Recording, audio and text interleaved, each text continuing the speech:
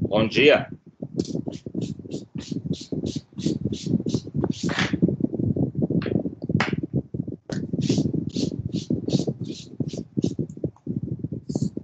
Estão me ouvindo? Sim ou não? Sim? Sim.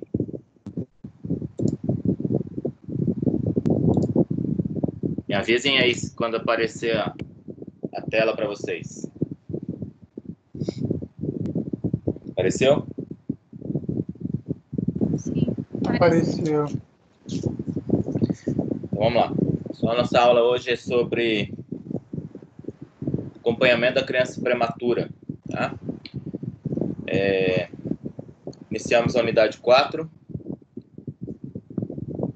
E a unidade 4 vai abordar o segmento da criança prematura, né, no sentido de pós-alta hospitalar dela. Tá?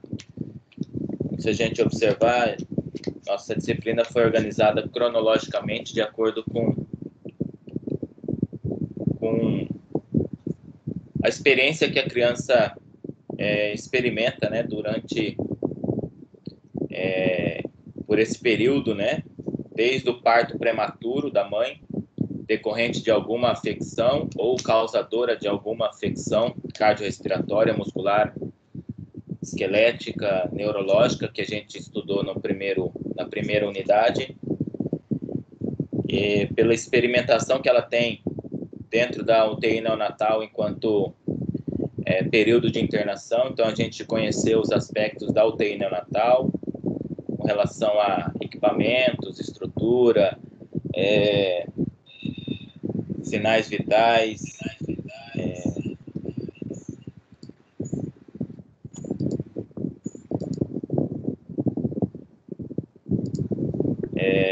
Professor, só um barulho muito forte do ventilador, não dá para ouvir direito.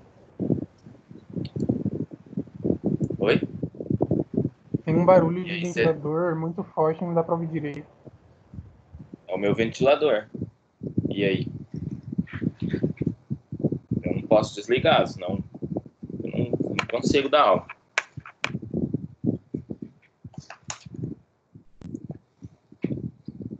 Porque senão eu derreto.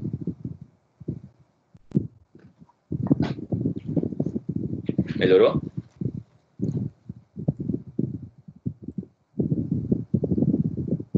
E agora, tá suportável? Uhum. Eu não posso desligar, desculpa, tá? Porque senão eu fico falando, né? Eu vou transpirar muito. E aí eu não consigo dar aula. Tá? Então vamos lá. Onde que eu tava? UTI neonatal, né? Então nós estávamos falando, né, na segunda unidade sobre o contexto da UTI, sobre a experiência que a criança experimenta durante esse período de internação.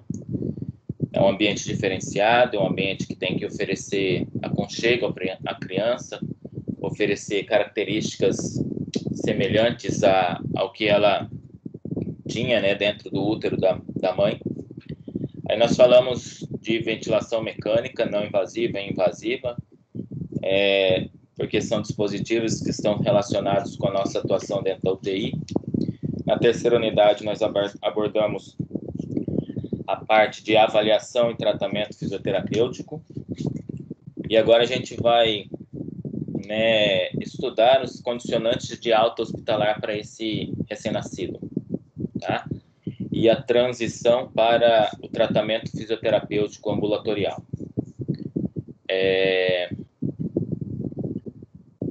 Então, nós vimos na aula passada que, né, com o método canguru, principalmente, a gente prepara a família, né, para os cuidados pós-hospital, né? Visto que nós vimos as etapas do método canguru, uma etapa pré-natal, uma etapa, né, dentro da UTI e outra etapa, né, que se segue na unidade de saúde da família, né, dentro da atenção primária, né? Onde essa criança ela tem um acompanhamento até que ela consiga, né, o peso adequado, tá? Então, hoje nós vamos abordar esses condicionantes de alta e vamos já pensar na avaliação ambulatorial dessa criança. Então, esse momento é o momento que a disciplina de saúde da criança ela se encaixa com saúde do neonato. Então, na saúde da criança, vocês estudam, né, desenvolvimento neuromotor, vocês estudam patologias, né, neuropatias, doenças respiratórias relacionadas à criança e algumas delas relacionadas ao parto e algumas delas relacionadas ao período de internação na UTI, né? Então, a gente sabe que essa criança ela pode ter sequelas que podem ser decorrentes tanto do processo patológico que ela adquiriu por ser prematura, e a gente já entende isso por conta do subdesenvolvimento de seus sistemas, ou pelo próprio período de internação por complicações decorrentes de alguns dispositivos, por exemplo, o uso prolongado de ventilação mecânica. Então, nós vamos trabalhar em cima desse manual de segmento ambulatorial de prematuro de risco, que é o documento da Sociedade Brasileira de Pediatria, que orienta esse processo, tá?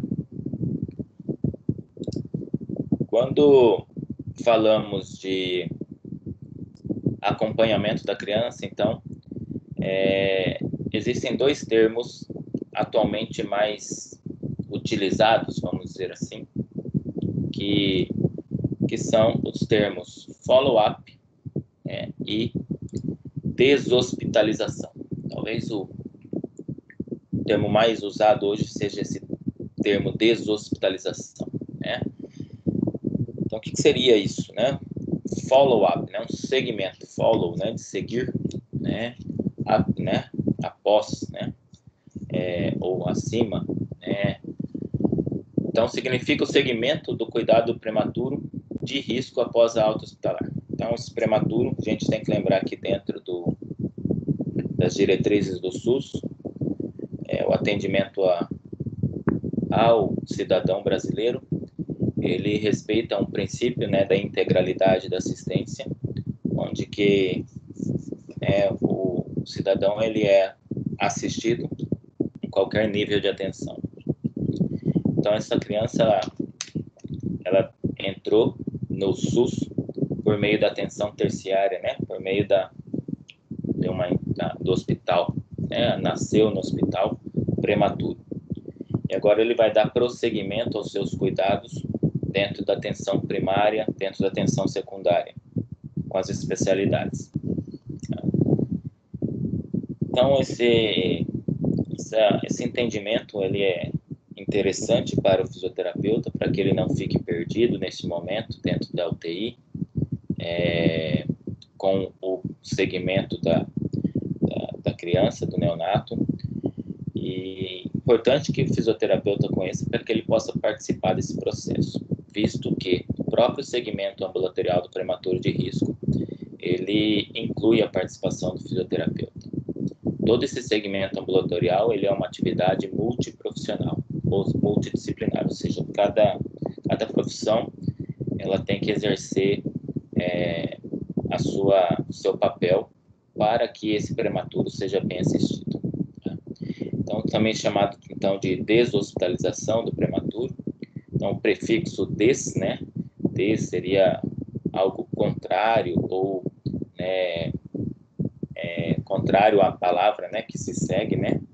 Então, deshospitalização, né? Contrário à hospitalização, ou seja, né? O processo de retirada desse paciente do hospital, o processo, né? De readaptação desse paciente após internação hospitalar, tá? E seria mais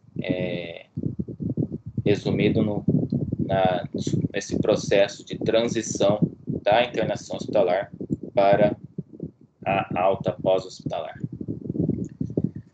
Quando falamos da fisioterapia nesse processo de deshospitalização, então, a fisioterapia também deve, né, promover assistência integral a esse neonato. E então ele não deve deixar de ser assistido, tá? Visto que já dentro da unidade, o fisioterapeuta tem capacidade de avaliar possíveis sequelas, principalmente neurológicas e respiratórias, para este neonato, né? Então, o fisioterapeuta realiza testes, avaliação, né? Não vamos entrar em especificidade agora de avaliação, tá? Mas principalmente com relação a desenvolvimento neuromotor. Tá? Então, nesse momento, né, que eu digo, né, que é interessante a gente lembrar de saúde da criança, onde vocês sabem todas as etapas do desenvolvimento neuromotor com relação à idade da criança. Tá?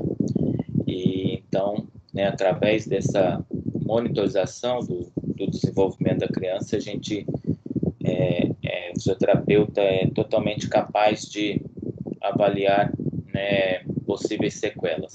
E se há possíveis sequelas, o encaminhamento fisioterapêutico pós-alta hospitalar para que esse neonato, essa criança, continue a fisioterapia nesse período pós-alta é muito importante, tá?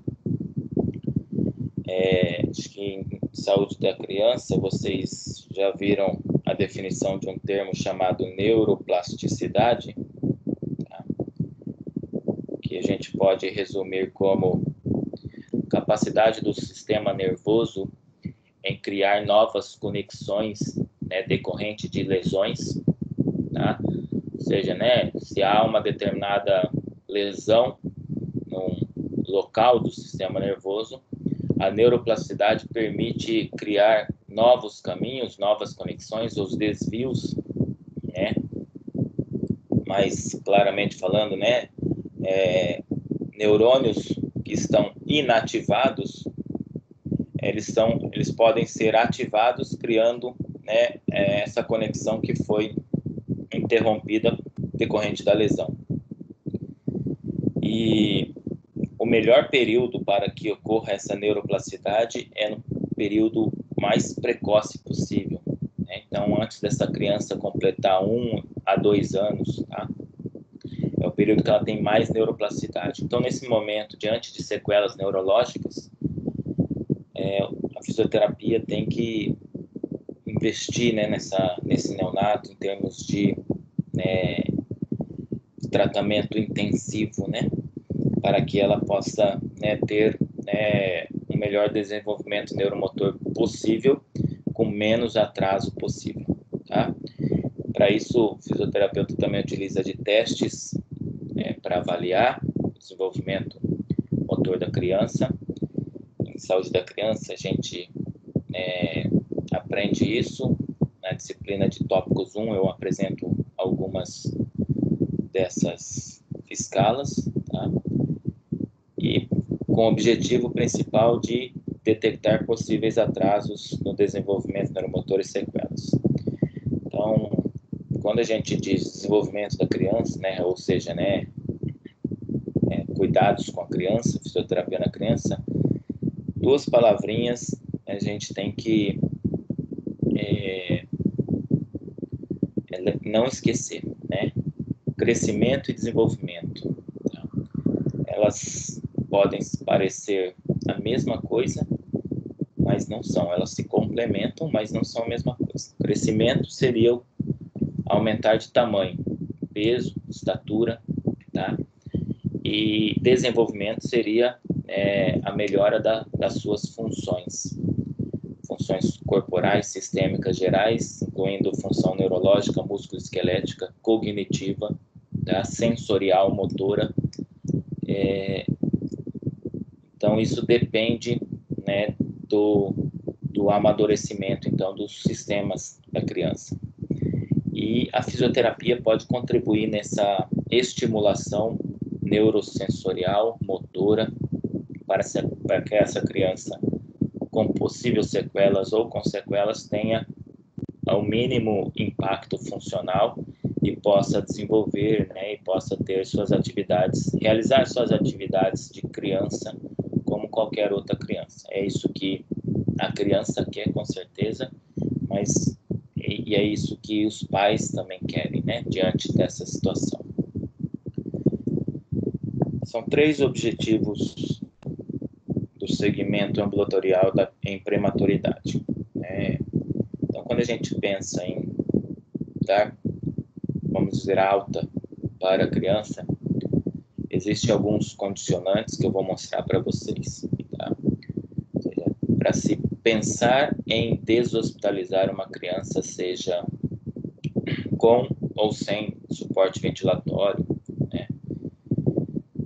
Primeiro, ela tem um motivo de estar na UTI, né?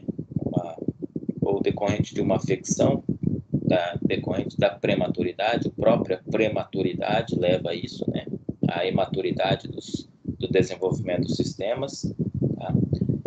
Então, o primeiro objetivo seria a resolução ou controle da causa que levou a criança à internação, e que isso nós chamamos de estabilização clínica e hemodinâmica, que envolve, né, clinicamente o quadro, né, do motivo que levou ela à internação, ou seja, o motivo clínico, tá, a doença em si, e hemodinâmica, a estabilização dos seus sinais vitais. Tá? Então, a partir do momento que ela tem uma estabilização dos seus sinais vitais, né, e do motivo que levou ela à internação, ela pode, né, ter a condição de dar seguimento para um processo de alta. Tá? Então, o segundo objetivo é iniciar o processo de alta. O neonato é diferente do adulto, né, que a gente faz esse processo, né, de alta mais rápido, né, a partir do momento que ele, né, estabiliza, não necessita de suporte ventilatório, está estável do ponto de vista hemodinâmico, a gente, né, encaminha para uma enfermaria, né, tira da UTI e dá prosseguimento aos cuidados numa enfermaria. Na neonatal, há todo um processo, um condicionante para alta desse prematuro de risco. Então, a partir da estabilização clínica, inicia esse segundo objetivo, que seria iniciar o processo de alta, né, desse prematuro. E terceiro, cada área de atuação, ou seja, cada profissão, vai ter o seu papel nessa condução, nesse segmento. E aí a fisioterapia também está, né, participando desse processo. O segmento ambulatorial é fundamental o trabalho em equipe, com papéis bem estabelecidos e definidos de cada profissional. Tá? Eu digo que é como um time, né, nesse momento, em que cada um, né, vamos dizer, cada profissão tem a sua posição no time, e que se um não fizer a sua função, né, a assistência ao prematuro pode estar comprometida. Tá? Então não adianta, né, um fazer e outro não fazer. Tá? É igual um time de futebol, né? Não adianta o time marcar 10 gols se o goleiro tomar 11, né? E por falha, né? Vamos dizer. Então depende de a ação, né, de todas as profissões. Nós vamos falar de alguma delas, tá? Quando a gente fala de alta do prematuro, a gente deve seguir algumas condicionantes, tá? Ou seja, né, o prematuro ele tem que ter 3 competências fisiológicas para ser considerado apto para alta, tá? E essas competências são essenciais, ou seja, né, ele precisa ter essas competências. Tá? Então, a primeira competência fisiológica que o prematuro precisa ter é capacidade para alimentar-se exclusivamente por via oral, sem apresentar engasgo, cianose ou dispneia, em quantidade suficiente para garantir um crescimento adequado, e esse crescimento adequado seria crescer no mínimo 20 gramas por dia, por pelo menos 3 dias consecutivos. Então, ele tem capacidade, ele deve ter capacidade nutricional para garantir o seu crescimento, tá? Sem nenhuma espécie de complicação relacionada à alimentação, ou seja, sem risco de broncoaspiração, né? Sem apresentar desconfortos respiratórios ou cardíacos durante a alimentação, né? Traduzida aí pela apresentação de cianose ou dispneia, ou seja, na hora que ele estiver mamando ou se alimentando, ele não deve apresentar cianose ou dispneia. Algumas crianças, né, devido a sequelas neurológicas, que perdem a capacidade de deglutição, né, voluntária, né, eles se alimentam por sondas, e geralmente essa sonda é por uma gastrostomia, ou seja, uma sonda colocada diretamente no estômago, né, através de uma cirurgia, e então ela não se alimenta por via oral, né, devido a essa complicação, mas ela tem como garantida a sua nutrição, tá? Aí, nesse caso, observa-se, né, a sua capacidade de crescimento, né, adequado, tá? Que é aumentar o peso em 20 gramas a cada dia, né, por pelo menos 3 dias consecutivos, tá? Por que ela faz a gastrostomia? Simples, né? Ela tem um déficit neurológico, sem capacidade de deglutição voluntária. Se for introduzido alimentação por via oral, grandes as chances dela broncoaspirar a alimentação e ter complicações respiratórias graves, tá? Com relação à dispneia e à cianose, geralmente essas condições são associadas a bebês cardiopatas, tá? A gente aprendeu algumas patologias cardiorrespiratórias, como a persistência do canal arterial, persistência do forame oval, que podem levar a cardiopatias, né, crônicas na criança, insuficiência cardíaca logo, né, nessa primeira infância. Então, observa-se durante, por exemplo, as mamadas, se ela não está ficando cianótica, né, roxinha, ou se apresenta, né, falta de ar durante as mamadas, tá? A segunda competência fisiológica que esse prematuro precisa apresentar é a sua capacidade de manter a temperatura corporal adequada, normal, tá? Estando vestida, né, ou seja, né, com roupa, em um berço comum, não aquecido, a uma temperatura ambiente de 20 a 25 graus Celsius, a temperatura ambiente de uma unidade, tá? Isso demonstra, né, sua capacidade e amadurecimento, né, dos sistemas de regulação de temperatura corporal, que ficam no sistema nervoso central. Então, o que garante, né, a criança a manutenção da temperatura adequada para o corpo, tá? Isso tem diversos benefícios, né, principalmente muitas funções, né, corporais, né, a maioria delas, elas só funcionam dentro de uma temperatura adequada.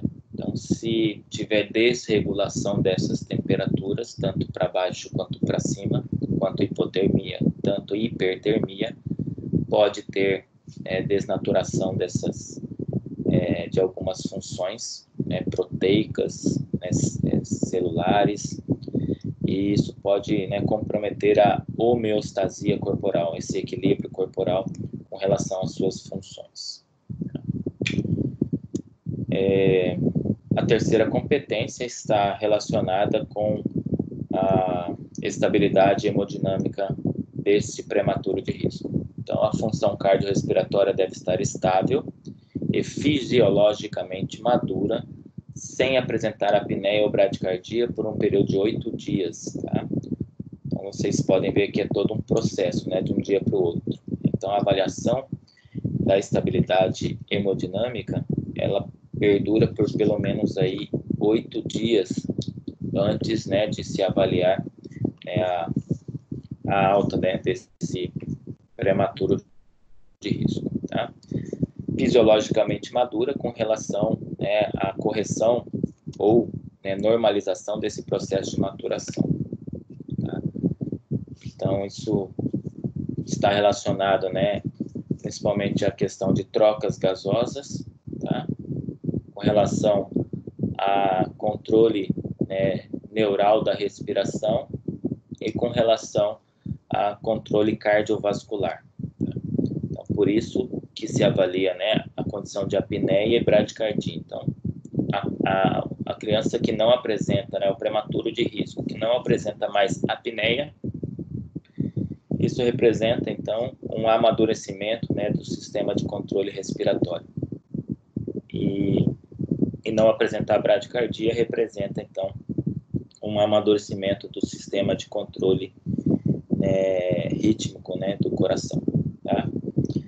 Então, são essas três condicionantes importantes, né, e apresentadas aí por esse documento, né, da Sociedade Brasileira de Pediatria, sobre, né, as condições ou competências que esse prematuro de risco precisa apresentar para se considerar alta, tá? Então, o fisioterapeuta, né, precisa saber isso também, por estar participando ativamente de um processo de alta, né, de um prematuro de risco. Bom, vou tirar meu fone de ouvido agora, para que vocês possam ouvir esse vídeo.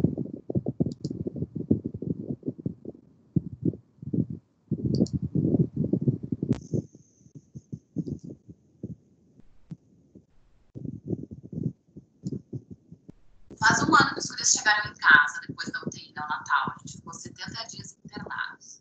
E nesse tempo todo, as pessoas ainda mandam comentários perguntando como é que a gente tá, como é que os gurias estão, se tá tudo bem.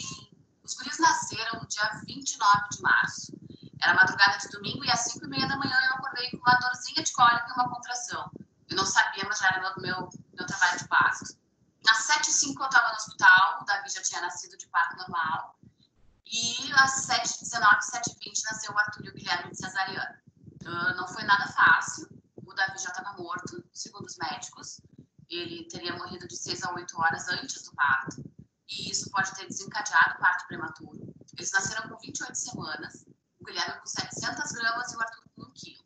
E graças a Deus eles não tiveram muitas intercorrências, que são problemas ali durante a internação. Mas mesmo assim foi muito difícil. Um monte de apneia, um barulho do saturador gritando no ouvido, eles paravam de respirar várias vezes. Foi bem tenso, assim. O Arthur teve uma infecção ruim, bem ruim, e o Guilherme teve um sangramento, uma hemorragia cerebral grau 1, que é considerado bem leve, e 1 semana absorveu. Depois da alta, a gente achava que estava livre de tudo isso, mas não.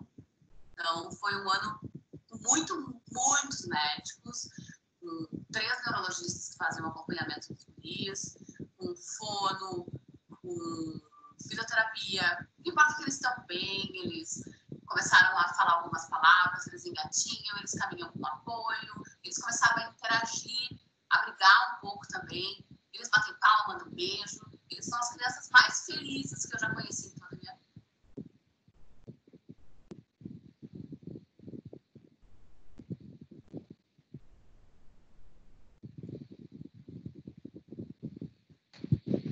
Então, a gente pode ver nesse vídeo aí exatamente um pouco do que a gente tem falado todo semestre, né? Uma condição materna, né? Pode levar a um parto prematuro, é uma complicação aí, né? E ela tinha trigêmeos, deles, infelizmente, natimorto. Mas observem, né, a idade gestacional de 28 semanas ao nascer, com baixo peso, um de 700 gramas e outro de 1 quilo, mostrando, né, e ela, né, mas seja leiga, né, ela falando de alguns aspectos que a gente fala, né, sobre o prematuro, que é a condição de apneia e o risco de hemorragia intraventricular, periventricular. Né? Que bom que foram graus leves. Tá? Mas interessante é que ela fala, né, de todo esse processo, né, e na alta hospitalar, pós-alta hospitalar, ela é muito clara e fala, né, não acaba por ali. Né? Há necessidade, então, desse acompanhamento, desse segmento pós-hospital, né, que nós chamamos de segmento ambulatorial. Tá? E a fisioterapia, então, tem essa participação no controle do desenvolvimento neuromotor, minimizando sequelas e atrasos através do desenvolvimento, da estimulação neurosensorial, das técnicas várias que existem, né, no cuidado da saúde da criança, tá? Que a gente estuda lá em saúde da criança. Observem, né, que toda a avaliação, né, do crescimento e o desenvolvimento, né? Ou seja, né, elas crescem em tamanho, peso, estatura, mas também devem crescer em funcionalidade, né? E ela relata algumas funções,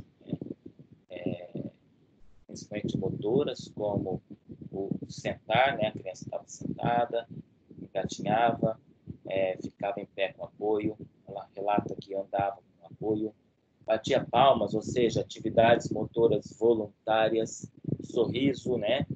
Beijo, ou seja, né, a interação com o meio, ou seja, a parte comportamental, a parte de relação social, que tem relação com a atividade cognitiva. Tá? Então, tudo isso faz parte, né, da avaliação fisioterapêutica também do segmento da criança, né? O acompanhamento desse desenvolvimento neuromotor. Tá? Então, ele é fundamental. Ele é fundamental você ter a capacidade, né, de acompanhar.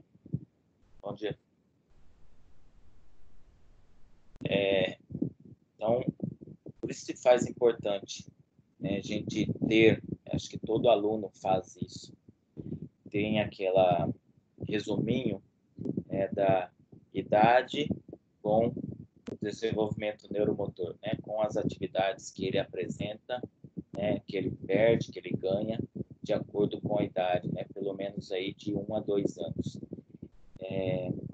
Quem for trabalhar com saúde da criança, né, com saúde do neonato, né, com certeza precisa ter esse conhecimento.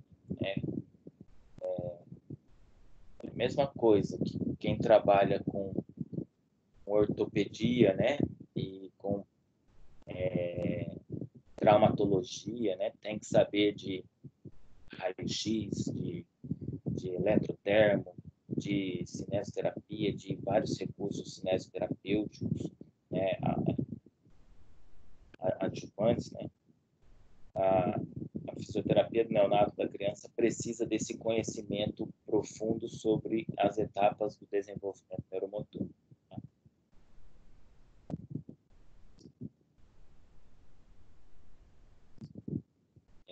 Então, todo esse segmento ambulatorial é feito por uma equipe multiprofissional. Tá? Então, aí estão os nomes de vários profissionais que fazem esse follow-up do prematuro, né? Esse segmento, o processo de deshospitalização. Pediatra, um enfermeiro, assistente social, psicólogo, nutricionista, fonoaudiólogo, fisioterapeuta, terapeuta ocupacional. Então, é uma equipe, é um time que trabalha junto em prol, né, do desenvolvimento e crescimento desse prematuro de risco. Tá? Nós estamos falando de uma criança termo, né? Estamos falando do prematuro de risco, né, que tem mais mais chances, né, de ter algum atraso no desenvolvimento. Dentro deste material, desse segmento ambulatorial do prematuro de risco, então há uma parte que aborda toda a função, as funções de cada profissão, né? Pediatra, neonatologista, psicólogo infantil, o neurologista pediátrico, oftalmologista e retinólogo, né? Otorrino, nutricionista, fono, enfermeiro, assistente social, terapeuta ocupacional e o fisioterapeuta. Tá? Eu não vou abordar outras profissões, eu só vou ampliar aqui a nossa ação. Tá? Então, aí, principalmente a ação da fisioterapia é avaliar o desenvolvimento motor com relação a tônus, força muscular. Tá? Minimizar qualquer tipo de atraso que possa ocorrer, proporcionar estímulos para que esta criança tenha o mínimo de atraso, tá? E proporcionar acompanhamento, né, dessa criança diante, né, das sequelas que ela apresenta em decorrente, né, das afecções neurológicas, né? Muitas crianças vão ter déficits neurológicos importantes, tá? Que podem ser bastante minimizados, né, com a fisioterapia precoce, né? Essa intervenção precoce, né, que inicia, sim, dentro da unidade neonatal, mas que dá prosseguimento, né, no período pós-alta.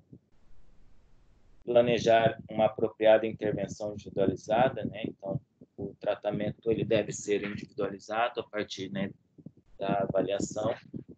Ensinar aos pais exercícios para fazer em casa, para que a família participe desse processo, né, de estimulação dessa criança. Né? Então, não é a fisioterapia sozinha que vai conseguir fazer isso. Aquela 1 hora de fisioterapia que vai conseguir fazer sozinho isso. Né? Então, existe um time de profissionais e dentro desse time a gente também tem os pais. Tá? E orientar, né, com a ortopedia, principalmente nas crianças que têm sequelas mais severas, né, com hipertonias, né, com padrões, né, com espasticidade, gerando, né, possíveis deformidades, né? Então, é possível orientar junto com a ortopedia o uso de botox, né, toxina botulínica, que promove, né, um relaxamento dessa musculatura espástica hipertônica, permitindo uma melhor atuação da fisioterapia. Então, nesse momento que a criança, né, realiza o botox, a fisioterapia tem que intensificar a sua atuação para aproveitar esse momento, né, de relaxamento da criança.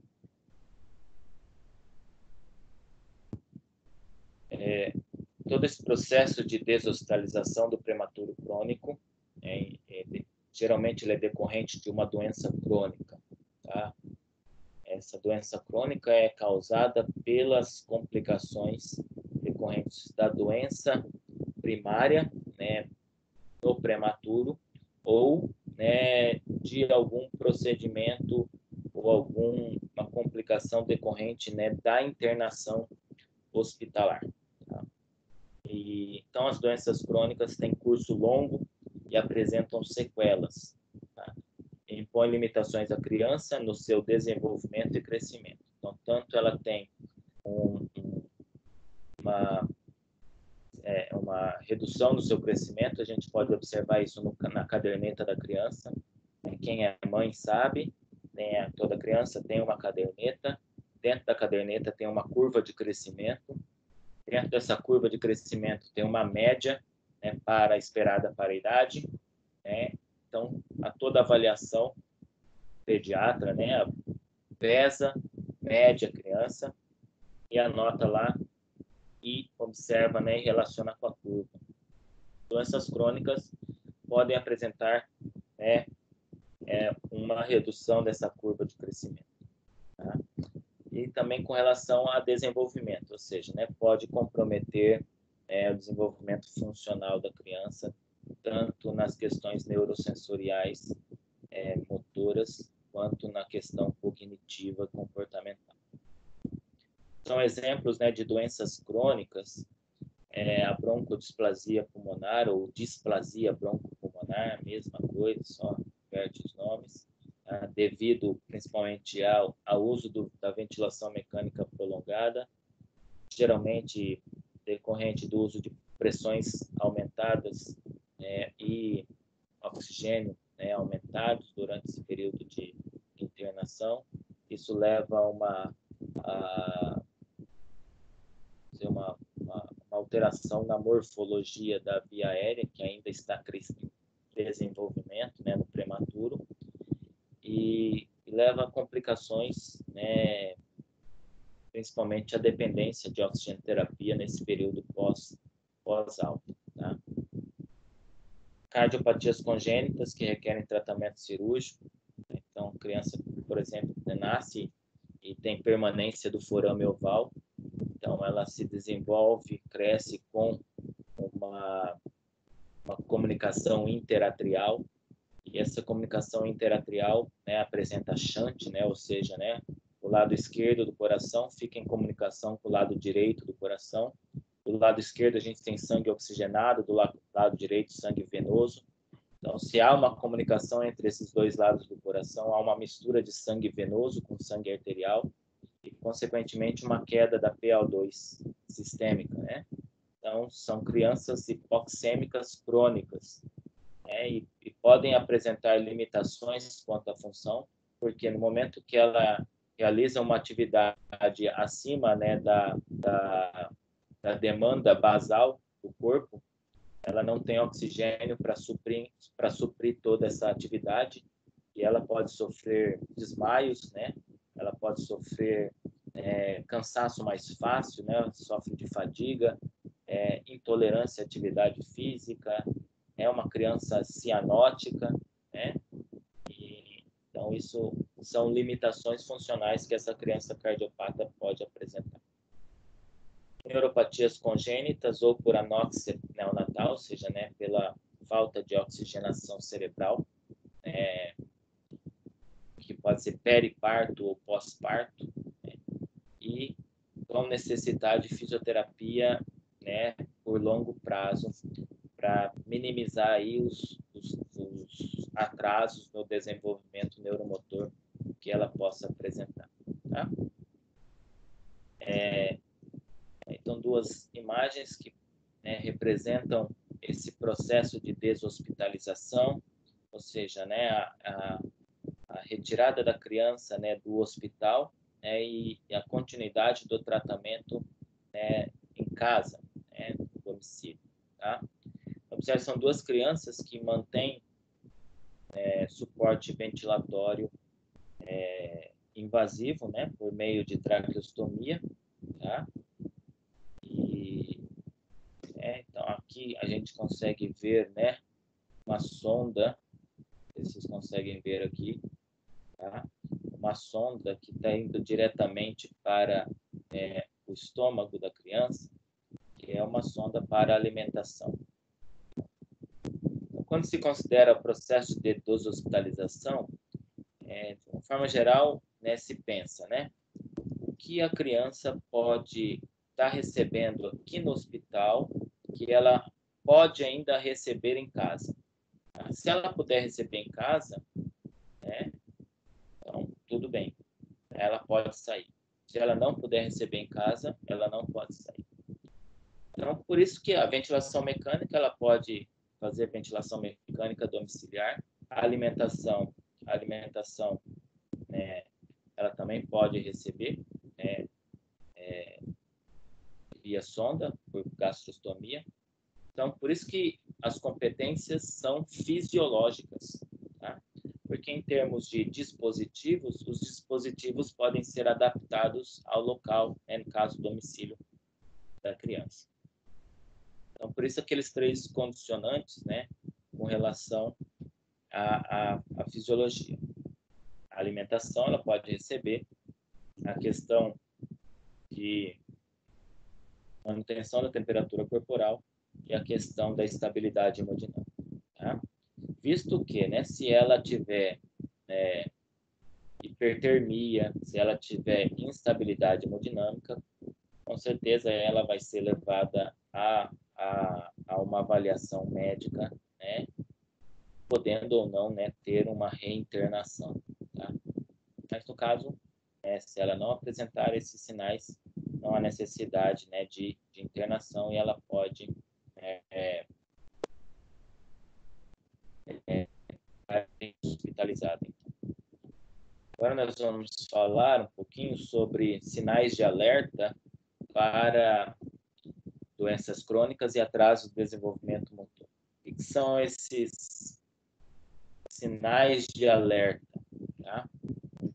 Sinais de alerta não significa ter, né, doença crônica ou atraso. Sinais de alerta significa para, né, tomarmos mais cuidado e, consequentemente, né, intensificarmos as nossas ações. Tá?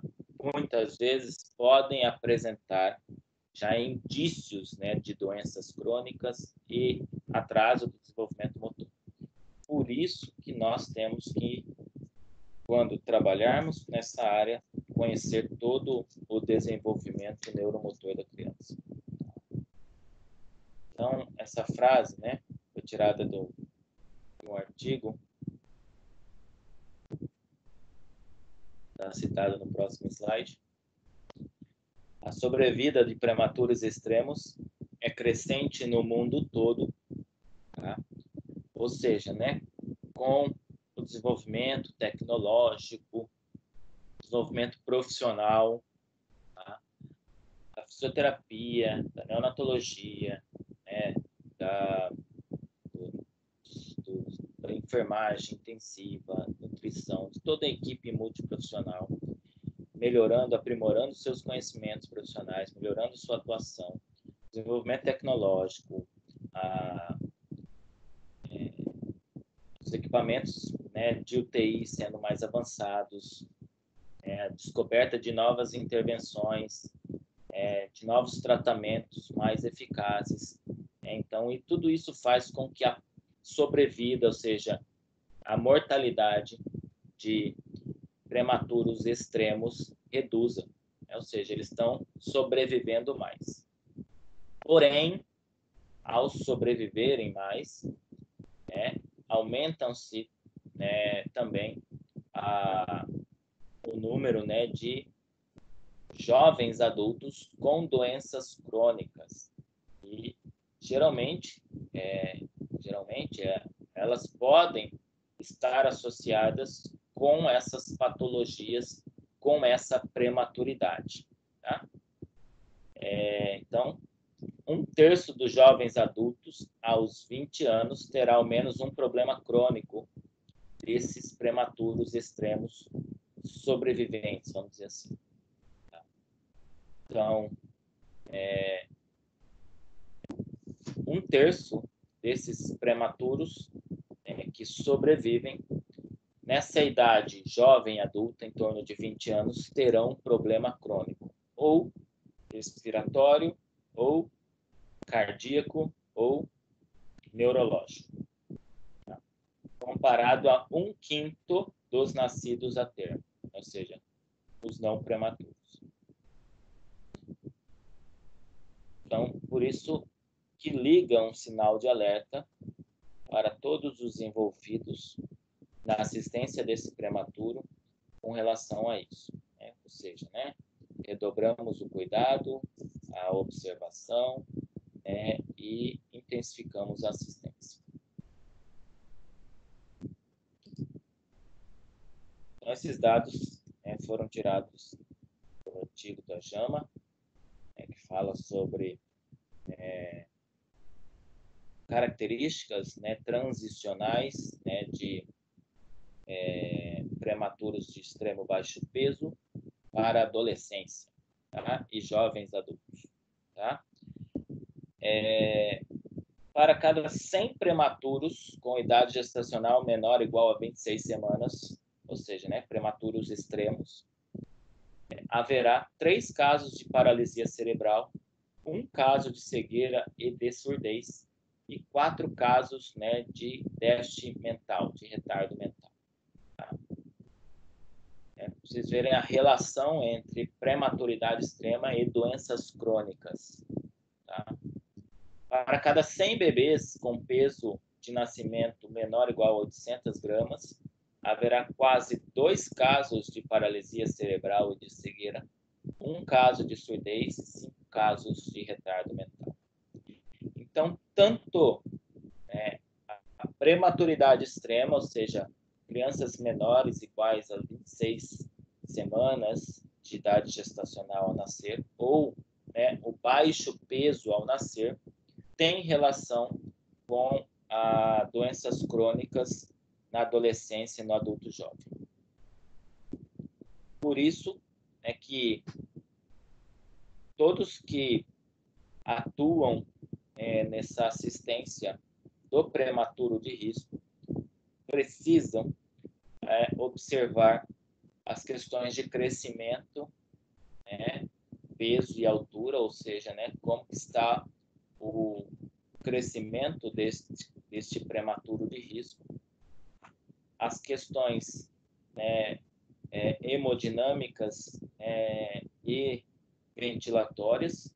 Então, avaliar o padrão ventilatório, se não está taquipneico, dispneico, tá? Aumento do trabalho respiratório, uso da musculatura acessória, com relação à frequência respiratória, com relação à frequência cardíaca, níveis de oxigenação, saturação periférica de oxigênio.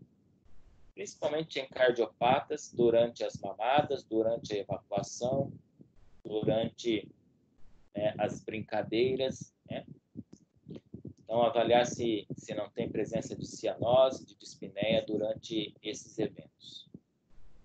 Em neuropatas, observar a presença de crises convulsivas que podem indicar uma hiperestabilidade de neurônios, tá? E possíveis lesões cerebrais. E tanto a hipoatividade quanto a agitação, se a criança está hipoativa ou hiperativa, agitada, e atrasos no desenvolvimento neuromotor. Tá? Então, principalmente nossa atuação aí está na monitorização, a gente está atuando em todos esses itens, com certeza, mas a gente toma uma maior atenção com relação à parte respiratória e essa parte do desenvolvimento neuromotor da criança. Outro dado importante é a comparação que nós não podemos fazer entre um prematuro com uma criança a termo, tá? Em termos de desenvolvimento motor. Quando a gente estuda desenvolvimento motor, costuma a gente encontrar, criança de 0 a 3 meses, ela apresenta isso, tá? Crianças de 3 a 6 meses, ela apresenta isso. 6 a 9 meses, isso. Com 6 meses, ela perde tal reflexo.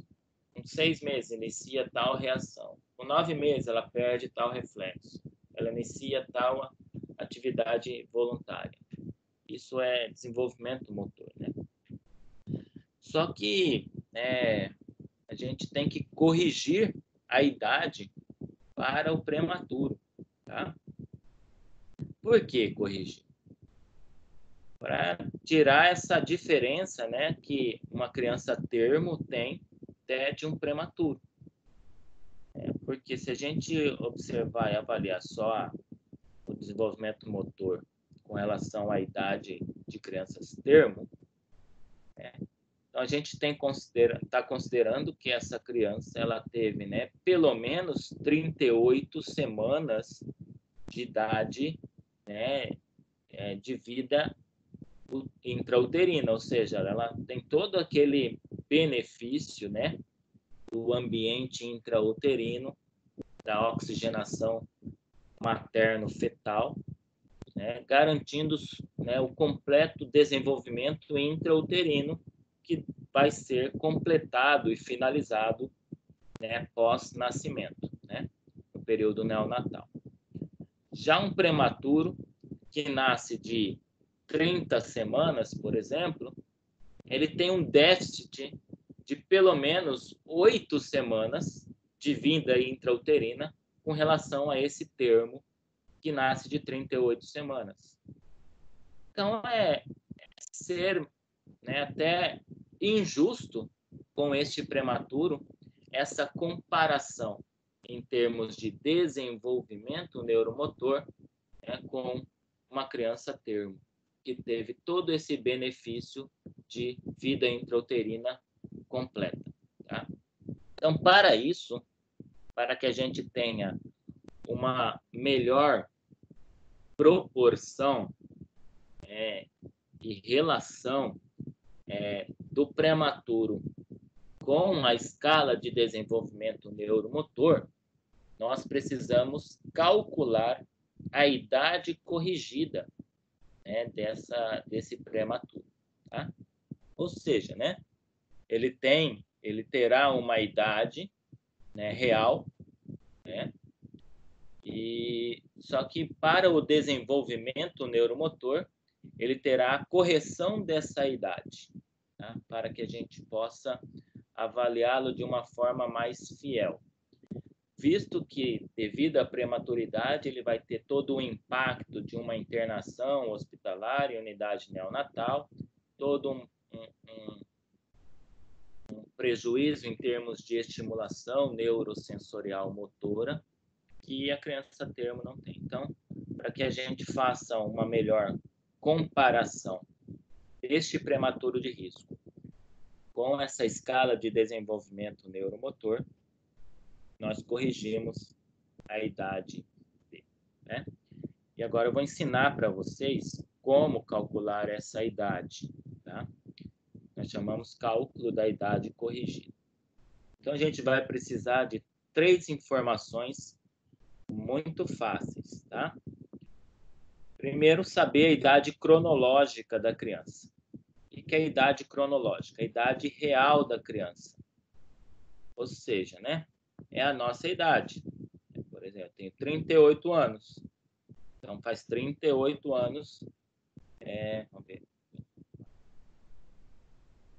Tenho 38 anos, 3 meses e 1 dia.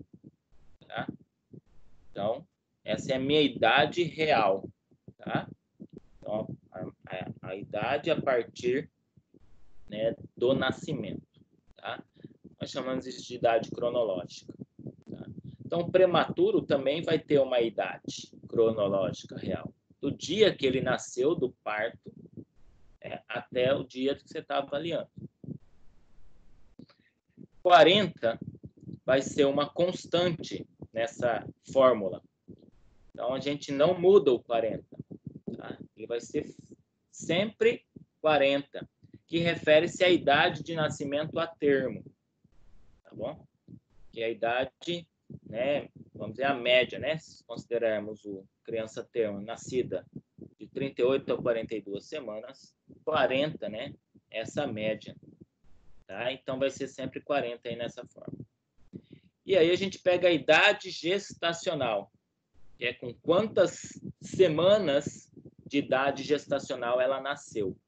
Nasceu de 28 semanas, ou de 30, de 32. Tá? Então, a gente vai colocar aí. O importante é que a gente coloque na fórmula sempre em semanas. Então, se for relatado, geralmente a gente relata, né, a idade, né, de uma criança antes de completar 1 ano, né, pelo menos até 2 anos, a gente vai calculando, né, ano e mês, né? Qual a idade dela? 6 meses. Qual a idade dela? 8 meses. Qual a idade dela? 1 ano e 3 meses. Aí, quando passa de 2 anos, né, fala assim, tem 2, tem 3. Aí já vai os números inteiros, né? comum a gente fazer isso. Tá? Então, a gente tem que transformar essa idade em meses para, né, semanas. Então, a gente tem que considerar aí 1 mês, 4 semanas. Tá? Então, a gente faz esse cálculo, né, baseado, né, em 1 mês para 4 semanas. Então, vou fazer um exemplo aí para vocês. Vamos considerar um recém-nascido prematuro que nasceu e tem uma idade de 3 meses. Tá? Ou seja, do nascimento até o dia dessa avaliação dele, ele tem 3 meses de vida. Essa é a idade dele. Tá? Será que se a gente for, né, pegar diretamente, né? Ele tem 3 meses de idade. Vamos ver lá na escala do desenvolvimento neuromotor o que uma criança tem que apresentar com 3 meses de idade. Que tipo de reflexos, reações, né, ela precisa apresentar para ter um desenvolvimento neuromotor normal. Tá? Será que é justo para ela, visto que ela tem um déficit de desenvolvimento intrauterino?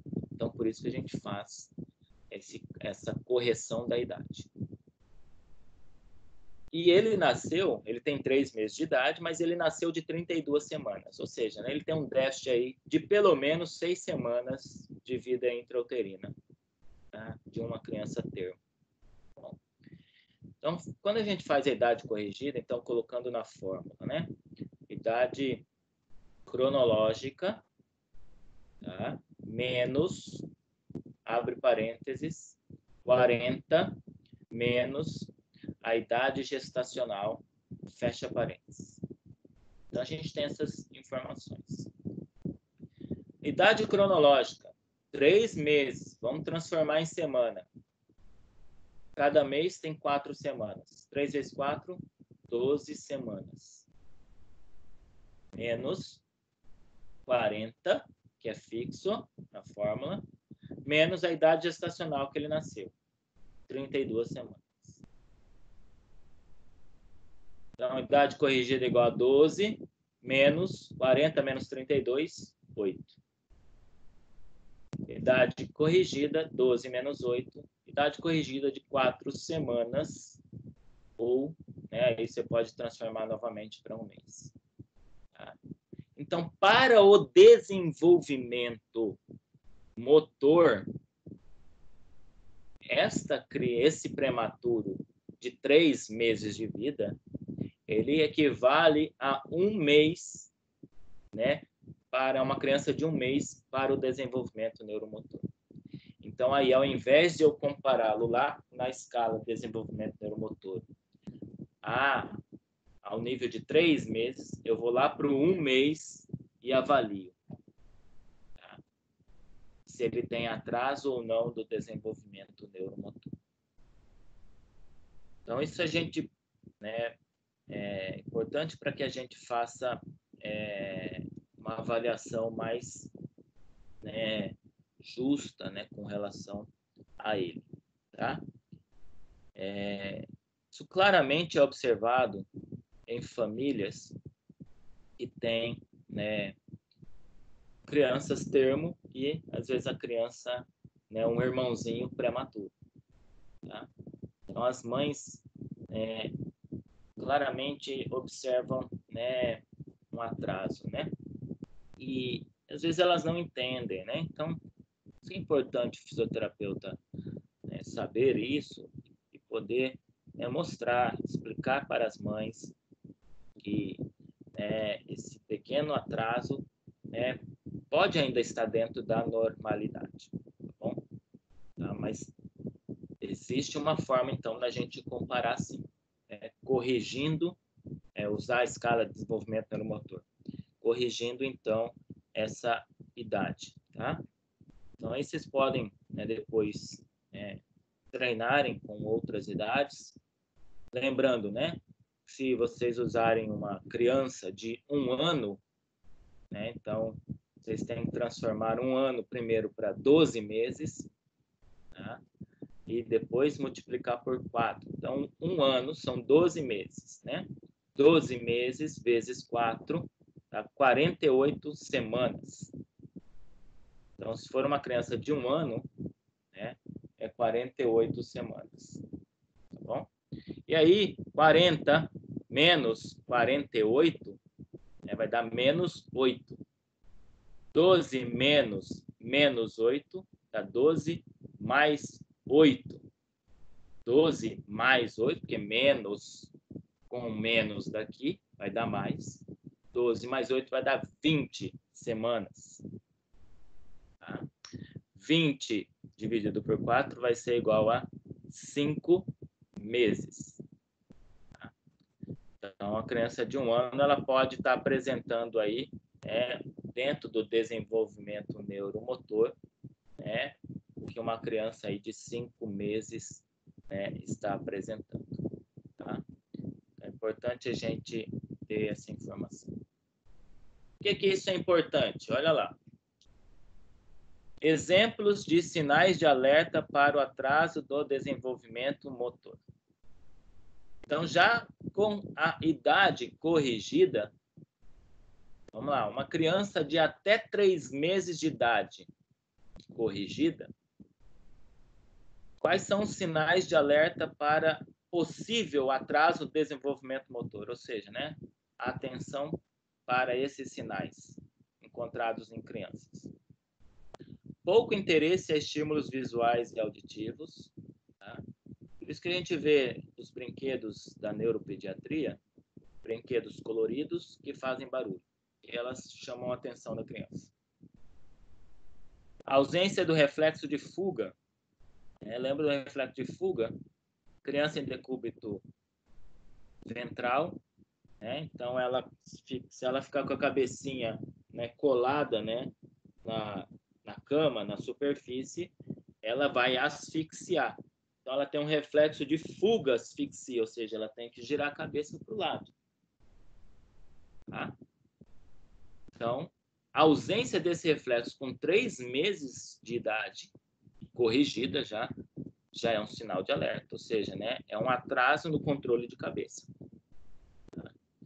Mãos cerradas, ou seja, fechadas, com o polegar incluso na palma da mão de forma persistente, ou esse padrão aqui. Muito encontrado em crianças neuropatas. Tá?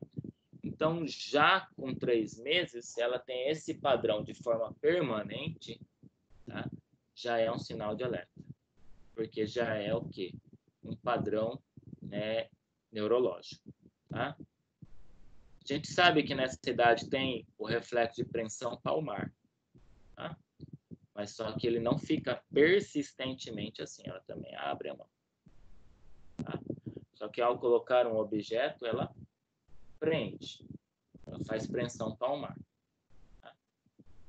Só que a permanência constante desse padrão pode mostrar alterações. Exagero da hipertonia flexora dos membros superiores ou membros inferiores, ou estados de hiperexcitabilidade dessa região, ou a própria hipotonia. Tá? Então, tanto o tônus aumentado quanto o tônus reduzido são sinais de alerta. Tá? Reflexos exacerbados, ausentes ou com respostas assimétricas, ou seja, só de um lado do corpo. Por exemplo, o reflexo de Moro, é o reflexo do susto, que a criança abre os braços, diante de um estímulo sonoro mais intenso. Tá? Então, a resposta só de um lado, assimétrica, ou a própria preensão palmar só de um lado. Tá bom? Então, esses são alguns sinais de alerta.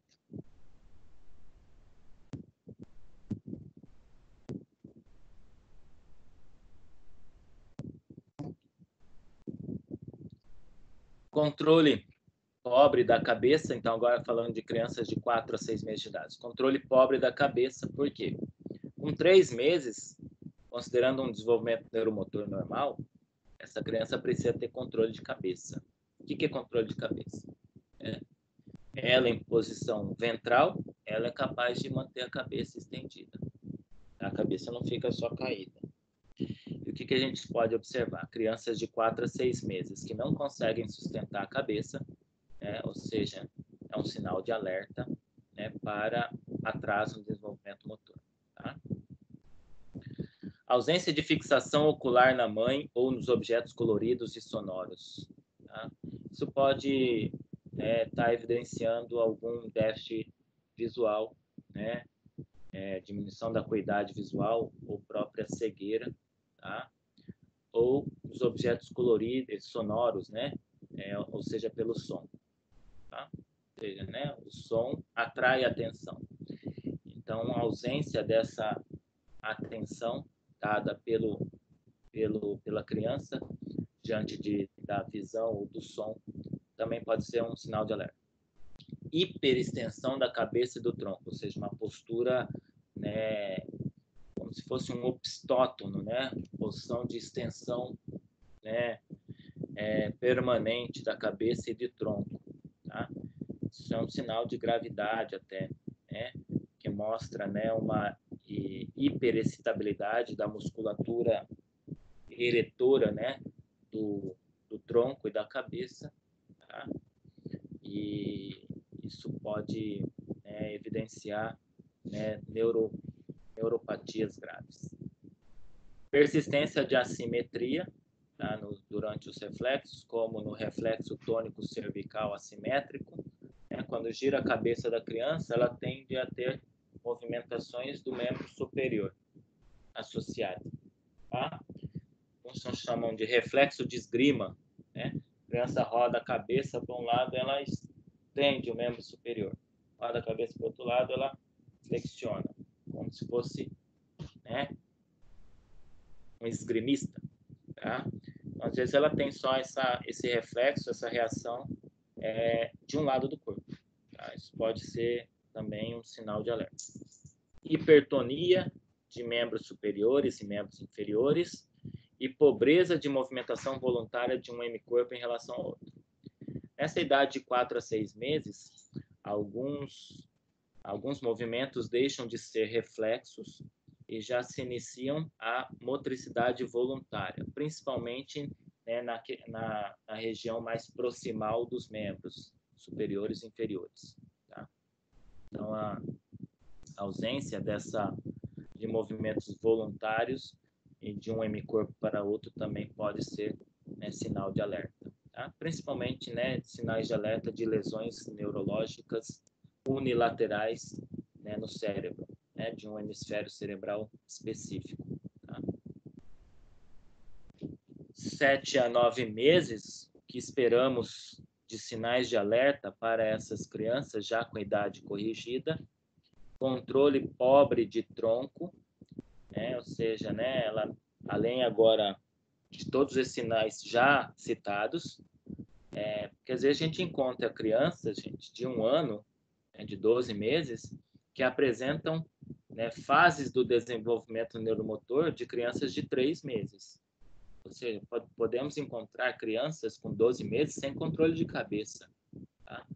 Ou seja, evidenciando um grande atraso no desenvolvimento neuromotor. Então, aí, de crianças de 7 a 9 meses de idade corrigida, controle pobre de tronco, ele já deveria, né, nessa idade, estar sentando, né, com, né, estabilização do tronco. Tá? Então, controle pobre de tronco, na posição sentada, ela cai para frente, cai para trás exageradamente. Ausência ou assimetria de respostas na reação de paraquedas. O que é a reação de paraquedas? Tá? Quando a gente coloca a criança de ponta cabeça, né, e vai aproximando ela de uma superfície, ela estende as mãozinhas como fazer uma extensão protetora. Tá? Então, nessa idade, né, já é possível ter esse controle, né, protetor, né, e a ausência ou assimetria, ou seja, só um lado do corpo reagir, pode ser um sinal de alerta. Tá? Ausência de respostas na reação de Landau, combinação de reação de retificação com reflexos tônicos. Reação de Landau, uma reação também que geralmente inicia de 5 a 6 meses na criança, né?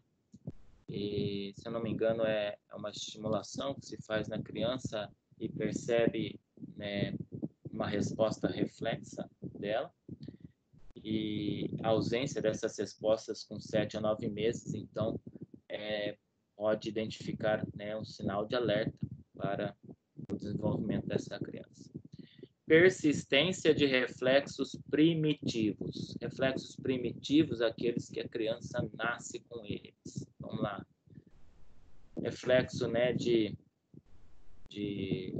primitivo, né? Reflexo de sucção, reflexo da voracidade, né? O que é a voracidade, né? Um recém-nascido, se você colocar, né, ele próximo ao peito da mãe, ele já vai, né, abrir a boca, né? Ou seja, né, já vai ser atraído, né, pela mama, né? Pelo cheiro, né? Vamos dizer assim, ou seja, um reflexo de voracidade, né? Para alimentar-se, né? Nessa idade, a apreensão palmar já deve ter virado um controle voluntário, tá? Então, a persistência, né, da apreensão palmar, reflexo de apreensão palmar, também é um sinal de alerta aí, tá? E, finalizando, de 10 a 12 meses, vamos até um ano, né? De 10 a 12 meses de idade corrigida, o que a gente espera, né? Como sinal de alerta, né? Não que a gente espera de normalidade, mas como sinal de alerta, uma criança de 12 meses.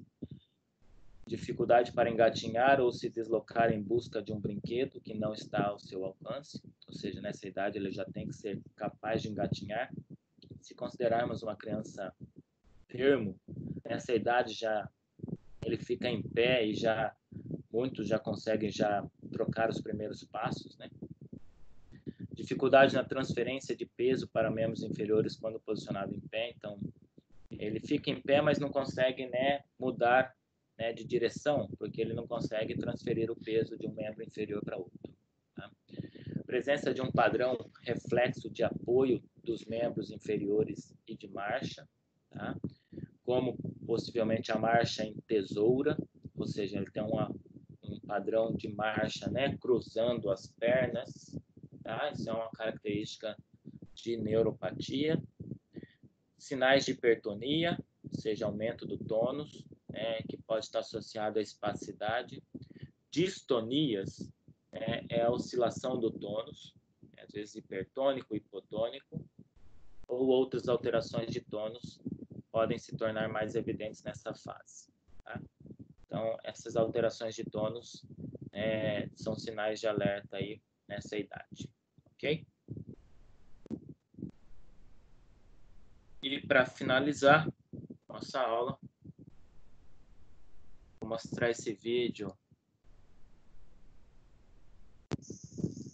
do CREFITO 3. CREFITO 3 é o Conselho Regional de Fisioterapia e Terapia Ocupacional do Estado de São Paulo. Tá? Eles fizeram esse vídeo, muito didático, muito explicativo, sobre a atuação da fisioterapia nesse período de pós-alta hospitalar, de forma mais precoce possível. Então, observem bem as características, né? Olhem agora como fisioterapeutas, né? As características funcionais das crianças que vão ser mostradas no vídeo. Observem a fala, né, do fisioterapeuta, do Arthur, falando sobre a importância dessa intervenção mais precoce possível por conta da neuroplasticidade, e ele vai dar alguns exemplos de recursos que são utilizados nessa fase de segmento ambulatorial da criança prematura de risco. Tá bom? Acompanhe aí. Aqui nós recebemos os prematuros logo que eles têm alta. Quando eles têm alta da UTI, eles já são automaticamente encaminhados para o ambulatório. Na primeira consulta do ambulatório, eles passam com o pediatra e automaticamente esses bebês de risco já vêm para a fisioterapia.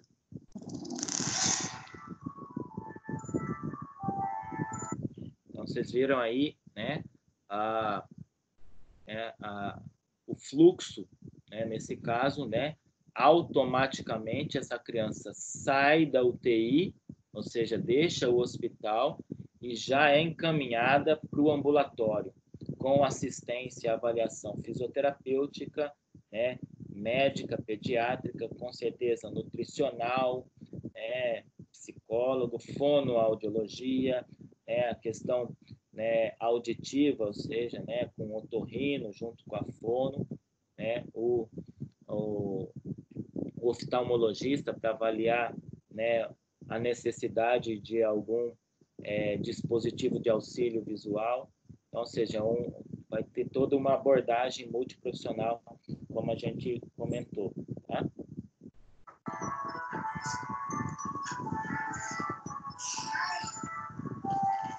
Zero a 1 ano de vida é a idade diamante para a intervenção precoce para a plasticidade do encéfalo do bebê. E a idade ouro de 1 a 2 anos. Então, assim, a gente começa muito precoce. Alguns bebês a gente não consegue evitar a paralisia cerebral, mas o que a gente percebe são aqueles que tiveram uma agressão muito severa, né? Tiveram uma hemorragia muito extensa, uma leucomalácia muito grande, né?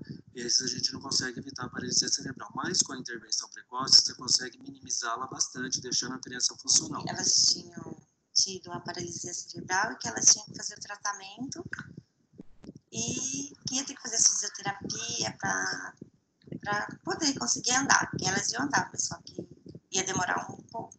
Nós atendemos aqui na fisioterapia os prematuros que nasceram com menos de 1.500 gramas, que ficaram mais de 7 dias em ventilação, ou tiveram leucomalácia, ou hemorragia periintraventricular, ou meningite. Todos os exames indicavam que as perspectivas não eram nada boas, eram sombrias até.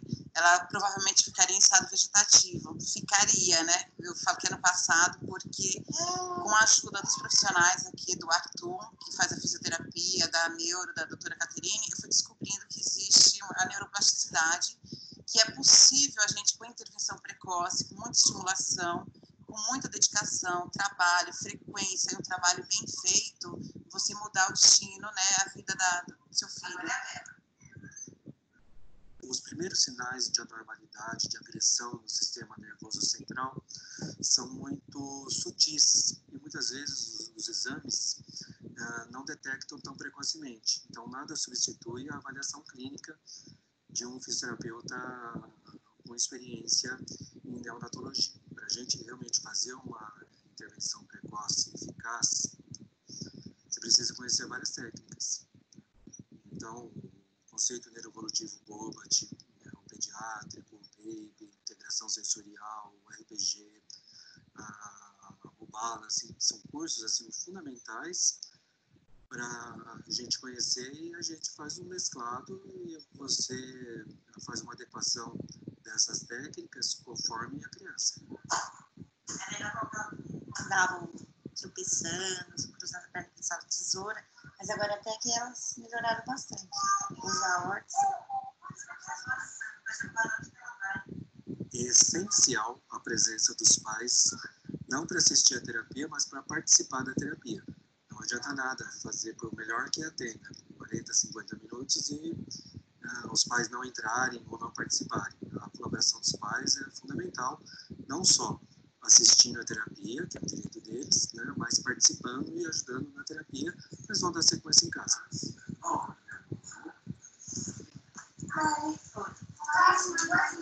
O mais importante para a criança que tem dificuldades, tem deficiências motoras e cognitivas, é ter qualidade de vida. E eu acho que com essa ajuda, né, da intervenção precoce, de um trabalho bem feito desde o início, porque os primeiros anos são os mais difíceis, mas também são os mais propensos a você conseguir bons resultados. Então é importante, assim, acho que faz toda a diferença na vida de uma criança, da mãe, da família que tem uma criança prematura com uma grave hemorragia, como ela teve. Interessante, porque você acompanha as crianças desde que elas nascem, né, vão para a creche, vão para a escola, vão para a faculdade. Então você acompanha e você consegue fazer uma prevenção e uma promoção de saúde.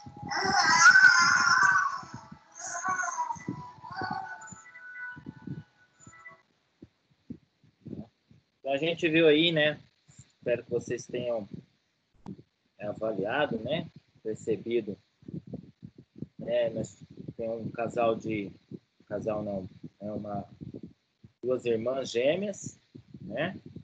E que tem, né, como relato da mãe, né, a história de paralisia cerebral, né? Não diz a causa, né? Se é relacionada à prematuridade ou a algum processo de internação, né? E que ela que apresenta um grau de atraso muito menor que a outra, né, criança, né? Que a cadeirante, né? Você vê que ela não tem controle de cabeça, fica com movimentos, né, contínuos, né? Esses movimentos podem ter uma característica atetoide, né? Acho que esses padrões de movimento vocês poderão aprender de uma forma melhor lá em saúde da criança, né? Há o uso do dispositivo de auxílio visual, né? Ela usa óculos, né?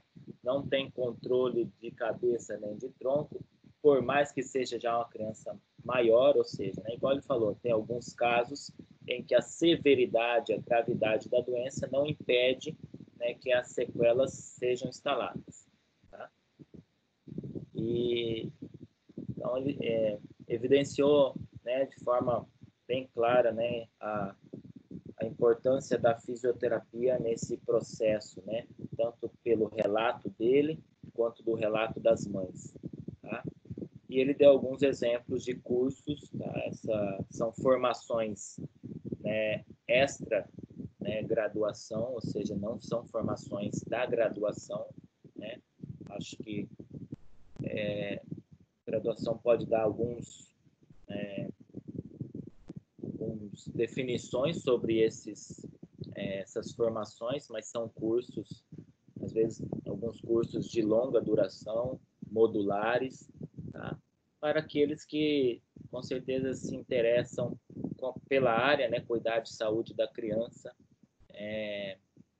serão muito interessantes, principalmente, né, o BOBAT, que é já um conceito já bem, né, consolidado com relação à fisioterapia na saúde da criança. Ok? Bom, pessoal, era isso. Tá? Se vocês têm alguma dúvida, podem perguntar.